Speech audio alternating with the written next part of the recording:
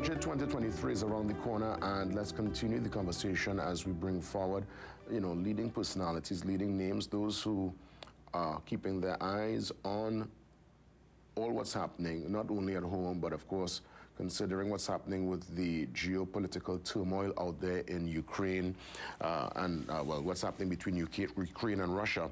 The fact is energy commodity prices are anticipated to remain elevated over the medium term, given what's happening. Now, would this transfer into what we see and what we hear coming from the finance minister? How can this also transfer into the said energy sector of Trinidad and Tobago? We welcome the CEO and president of the Energy Chamber of TNT, Dr. Dax Driver. He joins us live right now on the Zoom line to add some flavor and give perspective on this very important discussion.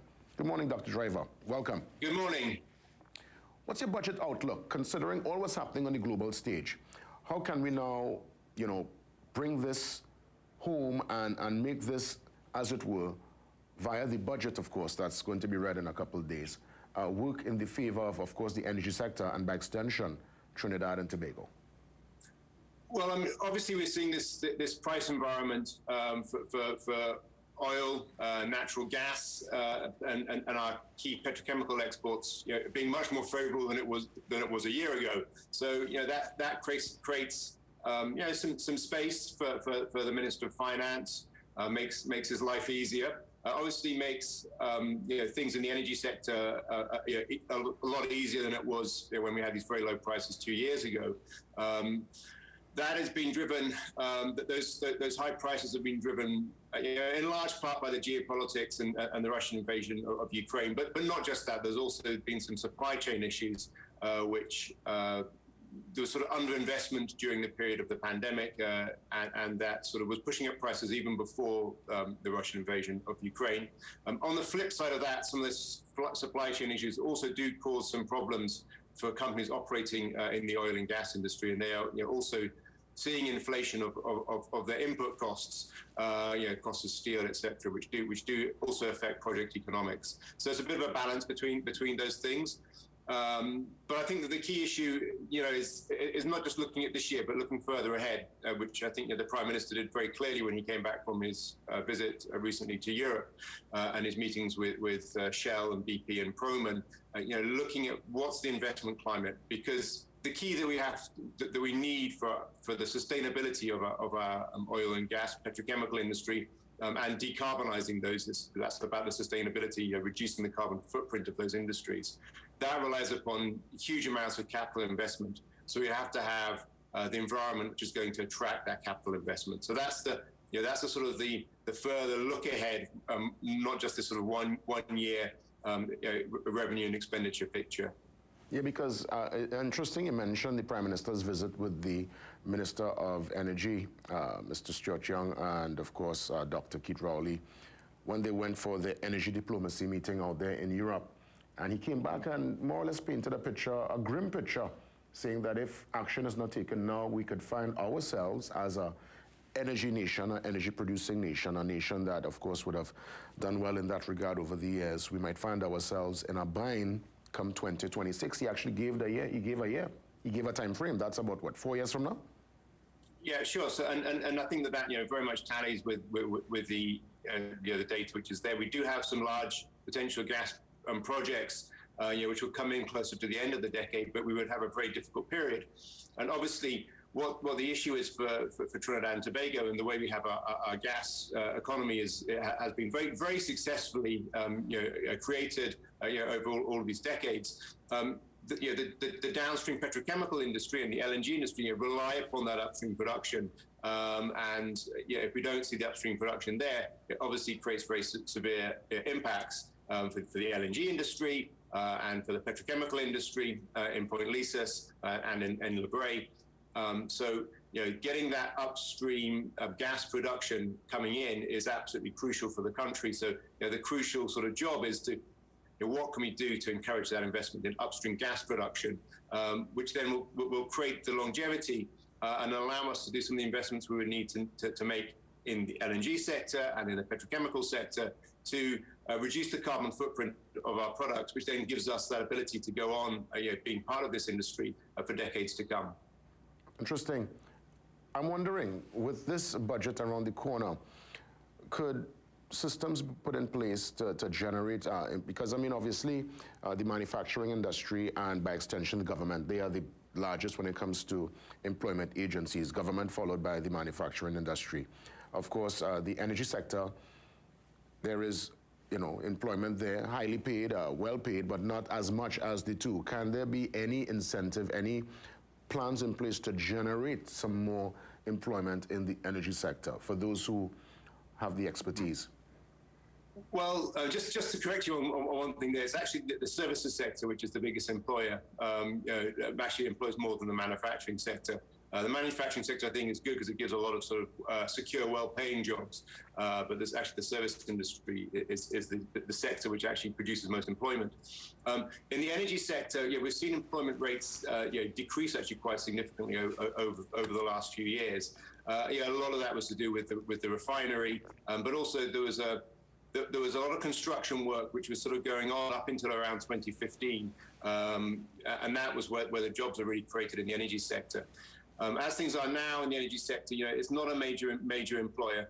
It does, however, produce some well-paying jobs. A lot of the jobs that it produces are, if you go away from the major companies and sort of look at the contracting sector, people who provide services to the oil and gas industry, the employment rates there vary. So you'll have a project where there'll be thousands of people who will be employed on one of these big maintenance projects in Point Lisas. That might only give people like a sort of a few weeks to a month or so of work, and then they may have a period when they go and work in a different sector. So that's sort of one of the features of the energy industry.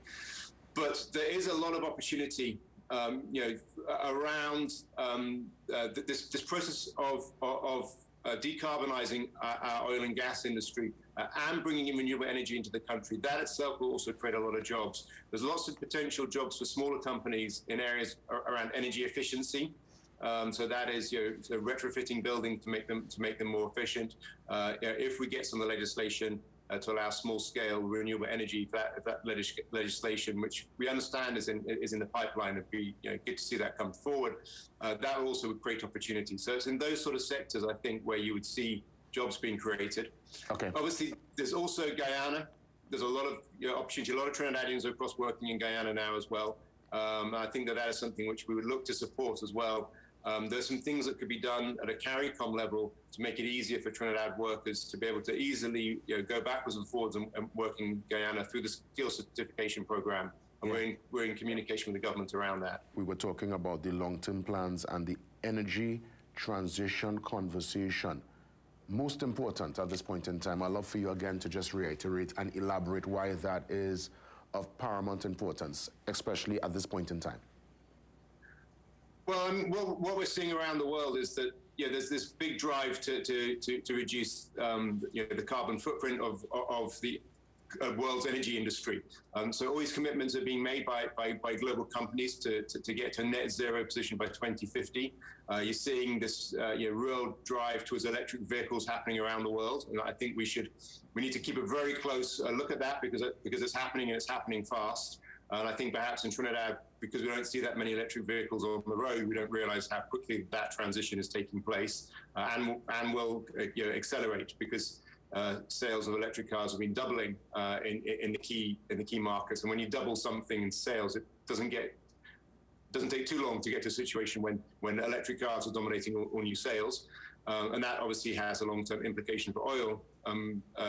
Most demand for oil comes from transport. So if transport is being electrified, that's less demand for oil, and that's sort of a downward long-term downward demand for oil, which obviously affects prices and will affect countries like Trinidad and Tobago, which is why it's important for us to produce our oil that we have in the ground as quickly as we possibly can. And we need to accelerate our oil production while there's still a market for our oil.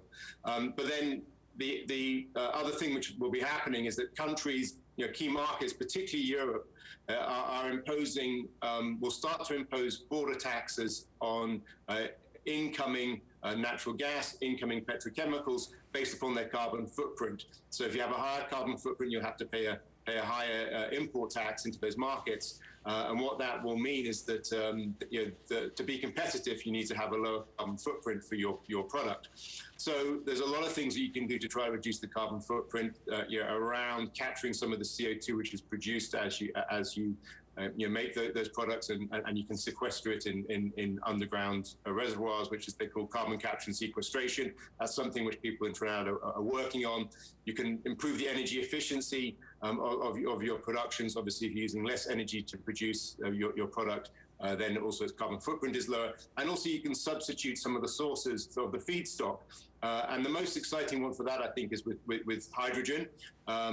A lot of the natural gas in Trinidad, which we use, actually is feedstock which goes into Point Lisas, which actually, the feedstock which comes from that is hydrogen, which then goes into the ammonia and into methanol. And you can actually produce hydrogen from water using green electricity, and that produces then what they call green hydrogen. And if you substitute the hydrogen from natural gas with that green hydrogen, obviously it reduces the carbon footprint of particularly your ammonia industry, which has a large carbon footprint. And that becomes a very exciting product which you can sell. And that's been worked on very actively at the moment. We have a major investor, a French company who are working with local, with Kenneth J, a local company, to develop a project in that area. Fantastic. So I think that's very exciting. So I think, in the budget, we're looking for measures which help spur on those things, because that's where the long-term issues come. We've got to get our gas production up, get the oil out of the ground while there's still a market for it, and then look to that energy transition. Well, let me tell you, Dr. Driver, thanks for the counsel this morning, always on the pulse. And I hope, again, we're having these discussions, and I trust the powers that be will take some of these recommendations, and we'll see plans implemented in the budget in a couple of days. Have a great one, and we will chat soon. Thank you. That's right, the CEO and President of the Energy Chamber of TNT, Dr. Dax Driver. Up next, we get into Tobago talks, and that's right, the Deputy Chief Secretary is here with us, well, via the Zoom line, a most interesting conversation. The newly appointed Deputy Chief Secretary of the THA, Dr. Faith B. Israel.